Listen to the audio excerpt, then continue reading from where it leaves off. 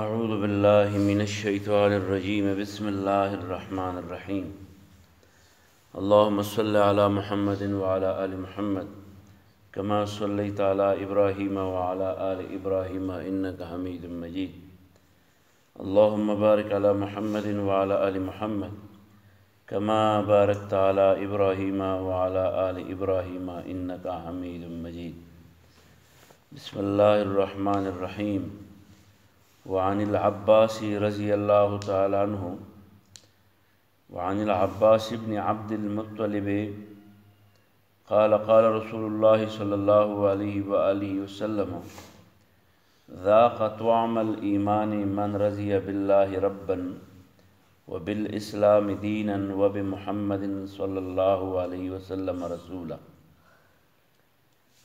دا حدیث په دې موقع باندې نقل کړی شو. دا حضرت عباس رضی الله عنه روایت کړی دی. حضرت عباس د رسول الله صلی الله علیه وسلم خپل تره دی او ډېره موده بعد ایمان راوړو. کله چې هجرت شو د هغې نه وروسته ایمان راوړو او بیا د ایمان راوړو نه وروسته د رسول الله صلی الله علیه وسلم سره څنګ په څنګ باندې ولاړو. په هره سخته کې به هغه د هغه سره و او د هغه د رحلت نه د رسول الله صلی الله علیه وسلم د رحلت نه وروسته چونکې د حضرت عباس رضی الله عنه له پیغمبر علیه السلام د مسجد نبوي خواته کوټه ورکړې وه، کور لیوله پلاټ ورکړی. نو د مسجد نبوي خواته چې د کوټه وه نو د کوټې د اوبه به د باران په ورځ په دې دغه راڅڅېدې، په دې لار راڅڅېدې.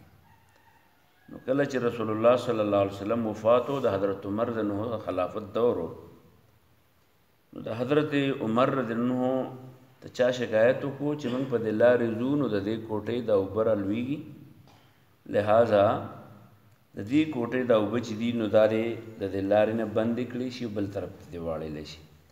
نو ناوګۍ و ناوګۍ حضرت عمر په حکم باندې ناوګۍ لرې شوه.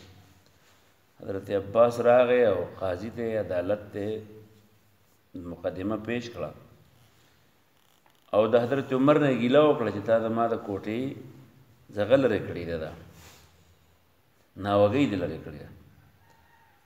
نو هغه وایي چې دا خو سړي دعوه وکړه او دعوه واقعي خلکو ته تکلیف و، لا ضرر او لا ضرار دی په اسلام کې. تا ته څه تکلیف دی ناوګۍ د دې دی نه خوا شواغه دی ته شو ویل نه که نه.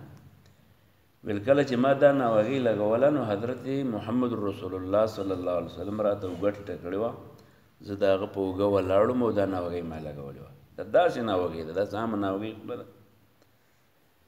نو حضرت عمر هغه ته وویل رضی الله عنه، ورته وی چې شابه زه به اوس ناست یم، زما په اوږه به ته ودرېږي او دا ناوګۍ به بېرته لګوې. حضرت عباس رضی الله عنه ډېر انکار وکړو، خو بهرحال هغه وی چې نه اوس به زما په اوږه ودرېږي او دا ناوګۍ به خامخا لګوې. چې هغه ناوګۍ ولګوله بېرته راکوز شو. بیا یې حضرت عمر رضی الله عنه ته وویل خلیفة المسلمین ته، وی ما دا کور او دا پلاټ فی سبیل الله د مسجد نبوي ته وقف کو. زما کور به د نن نه بعد زما کور نه دا به د مسجد نبوي حصه وي. او اوس هم چې تاسو کله مسجد نبوي ته لاړ شئ او د دې پرې مین ګیټ نه نوځئ، د دې پرې سر باندې داسې د ناوې شکل دی، دا د حضرت عباس هغه کور دی. دا قصه مې د دې لپاره وکړه چې د حضرت عباس رضی الله عنه خبره وي نو دا به څونه زیاته اهمیت والا خبره وي چې هغه د رسول الله صلی الله علیه وسلم د هغه دپاره خپله اوږه یو قسم پړوۍ ګرځولې ده، د هغه تره دی. نو هغه فرمایي عن العباس ابن عبد المطلب، حضرت عباس یا د عبدالمطلب زوی دی، یعنې د پیغمبر علیه السلام تره دی. قال هغه وایي چې قال رسول الله صلی الله علیه وسلم، رسول الله صلی الله علیه وسلم یو ځل یې وفرمایل چې ذاقه خون وسکو، ذوق خون ته وایي، سکي ته وایي، ذاق وسکو خون ذائقه، طعمه د خوراک، الایمان د ایمان، طعم الایمان د ایمان د خوراک خون وسکو. من هغې سړي رضیه چې هغه خوشحاله و بالله د الله نه، ربن چې دا رب الله تعالی د رب دی، په دې خوشاله و چې الله مې رب دی او د خپل رب په حیثیت باندې الله تعالی عبادت کاو، هغه خپل خالق مالک رازق حاکم ګڼو. یو خوی پکې داو. دویم دا وبالاسلام دینا، او د راضی په دې چې اسلام ته خپل د ژوند د کړو وړو سبب ګرځولی و چې خپل کړه وړه به د اسلام مطابق تیرول کول به.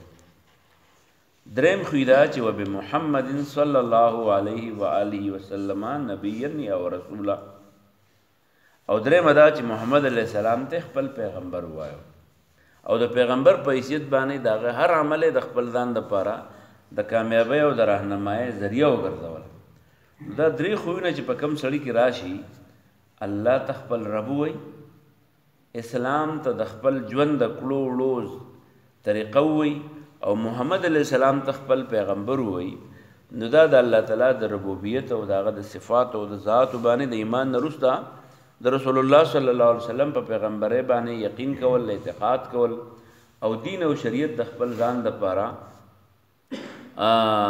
کامل اعتماد سره نمونه ګرځول. دا درې هغه صفتونه دي چې په کوم سړي کې پیدا شي، نو د هغه زړه، د هغه دماغ، د هغه د بدن هر حصه چې ده، نو بیا دا د الله تعالی حکمونو منلو ته تیاری. نو چې تیاری، نو دی بیا د د دماغ، د د زړه، د د بدن هر حصه بیا د اسلام دپاره هر سختې ته تیاری.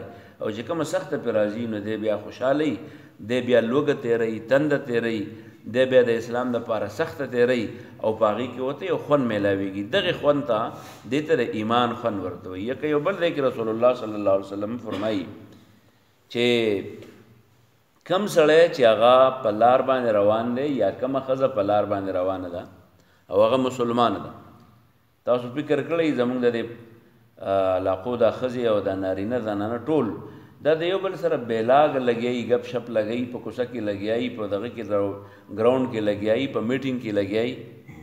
رسول الله صلی الله علیه وسلم فرمایي چې بلا ضرورت د سړي په چا باندې نظر ولګي، او د النظر سهم من سهام ابلیس، په سترګو باندې د نارینه په زنانه نظر ولګي یا د زنانه په نارینه نظر ولګي، او د زما د یری نه دا نظر ښکته کړي چې الله په دې خفه کېږي.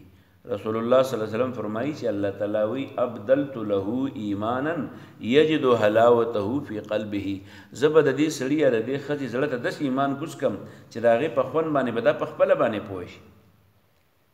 نو دا درې صفتونو نه چې کم زړه خالي، کم زړه د دې درې صفتونو نه خالي، ځان ته مسلمان وي او په اسلام باندې اعتراضونه کوي، ځان ته مسلمان وي او د الله تعالی په خالقیت، مالکیت، رازقیت او حاکمیت په دې صفتونو باندې د شکوک اظهار هم کوي، ځان ته مسلمان وي او محمد علیه السلام چې دی نو هغه خپل اخري پیغمبر د کامل نمونه چې ده، نو د هغې په ځای باندې ځان له نور ته شیدونه کامل نمونې جوړوي.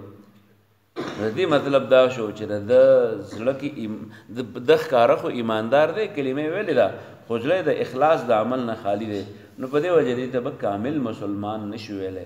نو مسلمانان خو ټول دي چې چا په خولې به کلمه ویلې چې لا اله الا الله محمد رسول الله، خو دلته موږ وایو چې دا د اخلاص نه خالی ایمان دی. نو ټیک ده چې مسلمان خو دی، خو د ایمان د اخلاص نه خالی ایمان به ګڼلی کېږي، او د اخلاص نه خالی او د حسن نه خالی اسلام به ګڼلی کېږي. نو په دې وجه موږ تاسو له پکار دي چې دا درې خبرې موږ ته یادي. یو حدیث کې راځي ورپسې بل حدیث دی، هغې کې رسول الله صلی الله علیه وسلم فرمایي، سبا له بیا ووایو انشاءالله چې که یهودي دی او که عیسائی دی چې په ما ایمان نه یې راوړی، د هېچا هېڅ عمل الله تعالی ته قبول نه دی. نو په دې وجه موږ او تاسو له پکار دي چې په خپل عمل کې اخلاص پیدا کړو، د الله تعالی نه یره پیدا کړو، د تقوا روش اختیار کړو په ځان کې، او په هر عمل کې او په هر معاملې کې موږ دا وګورو چې په دې معاملې کې د الله رهنمایي سره د الله حکم څه دی، د نبی صلی الله علیه وسلم طریقه څه ده. الله دې د عمل توفیق راکړي. واخر دعوانا الحمد لله رب العالمین. ربنا تقبل منا انك انت السميع العليم وتب علينا انك انت التواب الرحيم. ربنا اغفر لنا ولاخواننا الذين سبقونا بالايمان. ربنا لا تجعلنا فتنة للقوم الظالمين ونجنا برحمتك من القوم الكافرين.